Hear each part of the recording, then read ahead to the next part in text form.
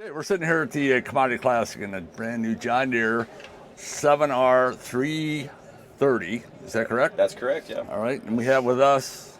Archie Oestreich, factory marketing rep with the large tractor factory in Waterloo, Iowa. So we're sitting in this brand new 7R 330. This is a brand new top model we rolled out for our model year 27R tractors as well. And interestingly enough, we're also sitting inside this brand new, completely ground up, new design cab that's going to be both on the 7R and the 8R tractors. Okay. For model year 20 and then going forward. So what we're sitting in right now is what we call the ultimate cab, ultimate comfort and convenience. Some of the things that come with this ultimate comfort and convenience is this leather ultimate seat you're sitting in right here. Fully electronic adjustability, as you can see right down here, just very similar to how I would call it an automotive style. Okay. But this seat also has some other hidden bells and whistles here. So a couple of different things you can see here. We've got not only a heated leather seat here, but it's also ventilated. So the leather you're sitting on is perforated on the bottom side of the seat and on the back side. So those hot summer days, you can actually get some air blowing on you, kind of keep you cool while you're out running in the field. Two different levels on both that heated and ventilated. We've got a few more adjustability items here, but one of the bells and whistles, I guess you'd say, for this seat is this massage function that we've got. So this ultimate seat has the ability to basically massage the bottom cushion and also the back cushion too. So okay.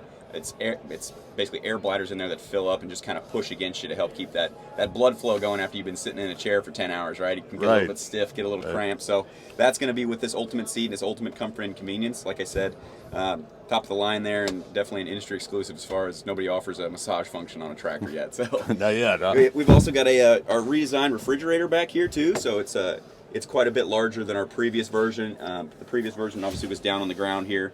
This one's going to be integrated into the cab itself.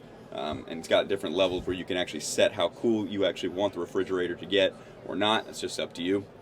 A couple of other things too, just maybe some smaller items that are in the ultimate cab, but also in some of our other cab levels too, is these foot pegs right here that we've got. So this is going to be, like I said, something that's simple, but man, people like them. Yeah. Just because you got a place to put your feet now while you're out running, and not only that, you've got two in the front here, and then as you tilt your chair and turn it, you got a third one, so you can recline in style while you're getting massage, running through the field, running auto track. So does it have an alarm that wakes you up when you get to the headland there? Yeah, it does. Okay. Yeah, it'll scream at you. Trust me, it'll let you know it's there. You know, another thing too that we brought in for this new cab is if you look up to the top there, we've got a touchscreen radio that's located in the roof of the cab there. So that's going to be compatible with Apple CarPlay. You're going to have a couple of different apps in there, but like I said, kind of a first for us having a touchscreen radio in these cabs as well. So just a few of those items, I guess you could say, that you'd see in some of our new model year 20 cabs, but a few other things. You know, the cab didn't. You said something earlier about visibility. We changed the size of some after treatments. The glass is a little bit flatter, so you do have a little bit more visibility. We also actually pulled the HVAC that was in the roof, and we redesigned it into the lower rear part of the cab behind you here. So it feels like it's a bigger cab without actually being a bigger cab. There's more head space. You feel like you can see a little bit better, things like that. So that was just kind of some small engineering changes that we made as well. No, I heard earlier, maybe you can elaborate on this, that there's some major improvements in terms of maintenance concerns or service issues. You've eliminated a number of potential problems, correct? Yep, absolutely. So one of the things that we did with this 7R program in particular was we really sat down and said, okay, so as far as like hydraulic connections, as far as possible leak points, things like that, you know, what can we do to help eliminate that to make sure that we continue to roll out a reliable, high-quality product? And so with this 7R, we actually eliminated over 100 hydraulic connecting points, or you could say possible leak points. And we just designed them out of the tractor by basically making our line routings and things like that more efficient. So that was a big help there. We also did a couple of things from a serviceability standpoint. The 7R can sometimes be hard to get to certain items that you need to reach. Okay, the example I like to use is in the previous 7Rs. You know, we had a transmission control unit that was under the cab, and it was really difficult to get to. So by doing something simple like taking that and relocating it to underneath the right-hand step right there, it just helps our service technicians out so they can do their jobs a little bit easier. It makes everybody's life a little smoother when you do have to get in and do some work on these. Okay, talk a little bit about the multi-control. So this is what we call Command Pro. So Command Pro is new for 7R and 8R tractors this year. We've actually had it in our 6R tractors rather, for a year prior to this point. Okay, so Command Pro is going to be available for IVT transmissions only, and essentially what it is just like you said, it's a multifunction control handle. So you can not only drive the tractor, change speeds, change directions, things like that, but as you can see, you've got buttons on there that have both letters and or numbers, and you can actually go through and program in tractor functions, implement functions, iTech, anything on the ISO bus basically into those particular buttons. And not only that, you can actually save it under your own profile.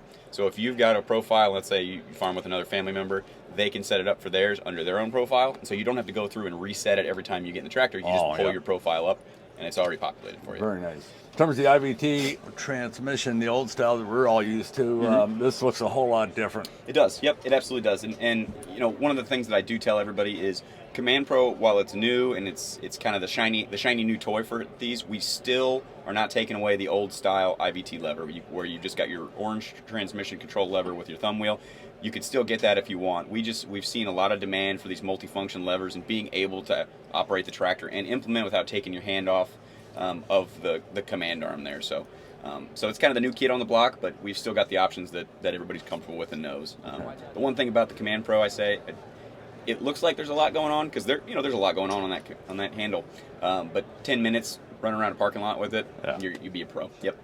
You don't want to drive anything else after. That's right. That's exactly right. Yep. Once you get used to it. This is available in the 8R as well, then. That's correct. Yep.